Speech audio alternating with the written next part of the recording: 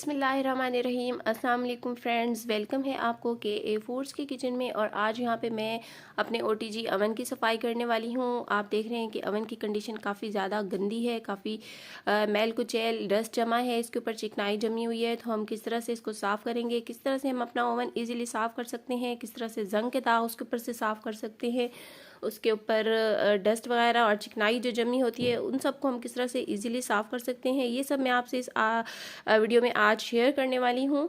तो आप देख रहे हैं कि ओवन कितना गंदा था और किस तरह से ये चमक उठा है और बिल्कुल न्यू बन गया है। तो यहाँ पहले आपसे रिक्वेस्ट करूँगी कि वीडियो को लाइक ज़रूर कर लीजिएगा और चैनल पर न्यू है तो सब्सक्राइब जरूर कर लीजिएगा और बेल आइकन को भी क्लिक करना बिल्कुल नहीं भूलिएगा। तो शुरू करते हैं। सबसे पहले मैं आपको ओवन की कंडीशन दिखा दूँ कि कितना ज़्यादा ये गंदा है और ट्रेस भी इसकी काफ़ी ज़्यादा गंदी हो चुकी हैं। और ये अवन मेरे यूज़ में नहीं था क्योंकि इसमें कुछ फॉल्ट हो रहा था तो ये रखा हुआ था ऐसे ही। अब मैंने इसका फॉल्ट ठीक करवाया है तो मैं इसकी सफाई करते हुए मैंने सोचा मैं आपके साथ भी ये वीडियो शेयर कर लूँ कि मैं किस तरह से अपने OTG को साफ़ करती हूँ।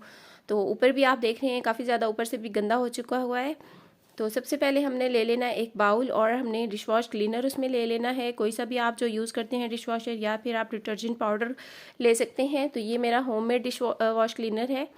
तो ये विम नहीं है, विम की बॉटल में मैंने इसको डाल रखे है। अब यहाँ मैंने 1 चम्मच मीठा सोडा ले लिया है और 1 चम्मच ही हम यहाँ पे डिश वॉश क्लीनर डाल लेंगे।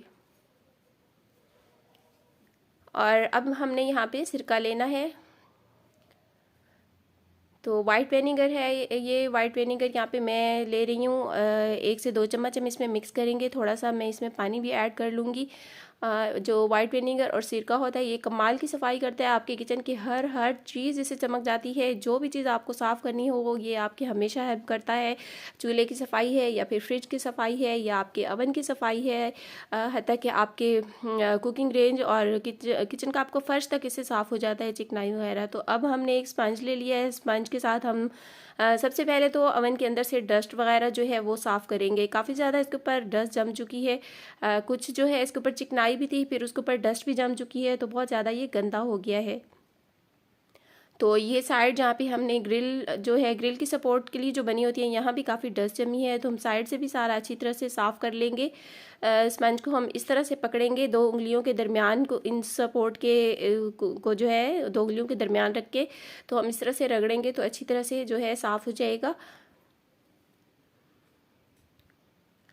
तो अब यहाँ हम टूथब्रश की हेल्प लेंगे। जो एरिए जहाँ पे हमारा स्पंज नहीं पहुँच सकता वहाँ हम टूथब्रश की हेल्प से जो है सारा डस्ट वगैरह और चिकनाई साफ़ करेंगे।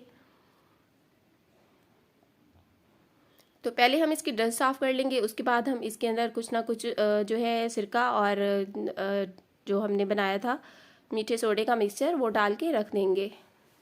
तो अब ये जो पार्ट जहाँ पे सफाई नहीं हो पा रही जो है चिकनाई के दाग हैं, कुछ जंग वगैरह के दाग हैं, तो उनके ऊपर मैं ये जो मिक्सर हमने बनाया था वो डाल के रख दूँगी। 15 मिनट के लिए हम इसे ऐसे ही छोड़ दें कि कम से कम 10-15 मिनट के लिए ज़रूर छोड़ दें ताकि ये चीज़ अपना रिएक्शन दिखा सकें, मैल कुचैल को नरम कर लें और उसके बाद हमने उसको साफ़ करना है।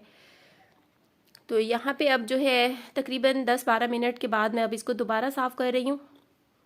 तो अब मैंने जो है अपना स्क्रबर चेंज कर लिया है, पतले वाला ले लिया है ताकि हम इजीली ग्रिल के नीचे से भी साफ़ कर लें और इसकी जो है साइड से भी या जो इसके कॉर्नर्स हैं वो सारे हम अच्छी तरह से साफ़ कर सकें। तो ग्रिल के नीचे से मैं जो है अपना स्क्रबर वो नीचे से गुजार के और उसको साफ़ करूँगी। पीछे से भी इसके हम कॉर्नर्स जो है जो जोड़ हैं अवन के साइड्स वाले वहाँ पे काफ़ी डस्ट जमी हुई है तो और चिकनाई भी जम गई है, तो उन सबको हम अच्छी तरह से ये साफ़ करेंगे। और अब मैं हैरान हो रही हूँ कि बहुत ही ईजीली साफ़ हो रहा है ये चिकनाई और जो इसके ऊपर जंग वगैरह सा पता नहीं जंग था कि पीला क्या था, कुछ जमा हुआ था और मुझे लग नहीं रहा था कि वो साफ़ हो पाएंगे। तो वो सब बहुत ही ईजीली अब साफ़ हो गया है। ये सिरका वगैरह लगाने के बाद काफ़ी आसानी से साफ़ होना शुरू हो गया है। मुझे लगता नहीं था कि ये साफ़ होगा। यहाँ पे भी पिछली जो ओवन की दीवार होती है इसके ऊपर भी काफ़ी ज़्यादा दाग लगे हुए थे और जिनका मुझे यकीन नहीं था कि साफ़ होंगे, लेकिन वो बहुत ही इजीली साफ़ हो गए हैं सिरके और सोडे की हेल्प से। तो एक बार फिर हम ब्रश को यूज़ करेंगे और इसके कॉर्नर जहाँ जहाँ जो है मिट्टी वगैरह डस्ट वगैरह बहुत ज़्यादा जमी हुई है उन सबको साफ़ कर लेंगे। तो हम इसके हैंडल को भी साफ़ कर लेंगे। शीशे के ऊपर मैं बिल्कुल हल्के हाथ से रगड़ रही हूँ ताकि स्क्रैच वगैरह ना पड़े। सारी चिकनाई वगैरह ये साफ़ हो रही है। इस जगह पे पीले दाग लगे हुए हैं और लग जाते हैं अक्सर, और ये भी मुझे नहीं लग रहा था कि पीले दाग साफ़ होंगे, लेकिन हल्का हल्का रगड़ते ये बिल्कुल साफ़ हो गए। तो यहाँ भी डस्ट वगैरह जमी है और ये आप देख रहे हैं ब्रश कितना ज़्यादा इसके ऊपर डस्ट लग गई है। ये सारा हमने ब्रश की हेल्प से साफ़ कर लिया है। अब यहाँ मैंने वॉश कर लिया है, ये वाला जो स्पंज है अच्छी तरह से इसको धो लिया है। और हम जो है सारा इसके ऊपर से डिश वॉश जो हमने लगाया हुआ है उसको अब एक दफ़ा हम ये गीला करके उससे साफ़ करेंगे। तो अब मैं यहाँ पे कपड़ा गीला यूज़ कर रही हूँ, सूती कपड़ा। पुराना जो मेरा पिलो कवर है ये बिल्कुल सूती है और ये फ्रिज या ओवन की सफाई के लिए सूती कपड़ा ही बेस्ट रहता है। तो इसको गीला करके अब मैं एक बार फिर सारे इसकी कॉर्नर अंदर से हर जगह से अच्छी तरह से साफ़ करूँगी। ग्रिल के नीचे से मैंने कपड़ा गुजारा है और अच्छी तरह से, ताकि कोई भी पोर्शन इसका सफाई से रह ना जाए। तो आप देख ही रहे होंगे ओवन कितना ज़्यादा चमक गया है, बहुत ज़्यादा साफ़ सुथरा हो गया। मुझे खुद भी नहीं उम्मीद थी कि ये इतना साफ़ होगा, काफ़ी ज़्यादा ख़राब हो चुका हुआ था। तो यहाँ पे कुछ डस्ट रह गई थी, यहाँ एक बार फिर मैंने ब्रश लगा लिया है। अब यहाँ जो नॉब वगैरह होती हैं यहाँ पे हम जो है ना कपड़ा रगड़ लेंगे। कपड़ा हल्का सा ही गीला है, हमने इसके बाद इसको जो है खुश कपड़े से भी साफ़ करना है। तो बस बैक साइड पे आपने गीला कपड़ा बिल्कुल नहीं लगाना, क्योंकि वहाँ वायर्स वगैरह होती हैं। प्लग तो हमने ज़ाहिर है सफाई करते हुए सबसे पहले तो हमने प्लग ही निकालना होता है। अगर आपका प्लग लगा हुआ हो तो बहुत ख्याल रखना है इस बात का।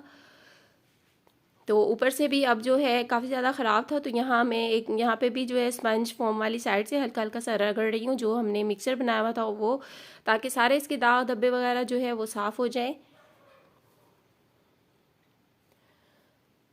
तो ओवन हमारा बिल्कुल साफ़ हो गया है, चमक दमक गया है, बिल्कुल साफ़ सुथरा हो गया है। कमाल का जो है काम किया है सिरके और जो है इसमें मीठे सोडे ने। तो मीठा सोडा और सिरका आपकी हर किचन की चीज़ को चमका देते हैं। बस यही सीक्रेट है आपके चिकनाई वाली जो भी चीज़ है, आपका चूल्हा है, अवन है, माइक्रोवेव है, तो और ओटीजी है या कोई भी चीज़ें आपकी, सब इससे बहुत ही अच्छी तरह से चमक जाती हैं। अब ऊपर से भी आपने देखा कि कितना ज़्यादा गंदा हो रहा था, वो भी किस तरह से चमक उठा है। हल्का सा मैंने जो है पानी में 2 ड्रॉप्स जो है ऑयल के डाल लिए और ऊपर से मैंने लगा लिया, तो वो काफ़ी ज़्यादा साफ़ सुथरा हो गया। तो इन जगहों पे भी काफ़ी मैल और हल्का हल्का सा जंग सा लगा हुआ था, वो सब भी आपको मैं दिखा रही हूँ कि ये सब साफ़ हो गया है। आप अंदर से काफ़ी अंदर तक मैं आपको इसको कैमरे को करके दिखा रही हूँ कि आप देख लें कि ओवन की पहले क्या कंडीशन थी और अब ये किस तरह से अच्छी तरह से साफ़ हो गया है। तो ओवन का शीशा भी काफ़ी चमक गया है और ऊपर से भी बहुत ज़्यादा साफ़ सुथरा हो गया है। तो उम्मीद करती हूँ आज की वीडियो आपके लिए काफ़ी हेल्पफुल रहेगी। वीडियो पसंद आए तो लाइक ज़रूर कर दीजिएगा, चैनल पर न्यू है तो सब्सक्राइब ज़रूर कर लीजिएगा। मिलते हैं एक नेक्स्ट वीडियो में, तो तब तक के लिए रखिएगा अपना बहुत सारा ख्याल। टेक केयर, अल्लाह हाफिज़।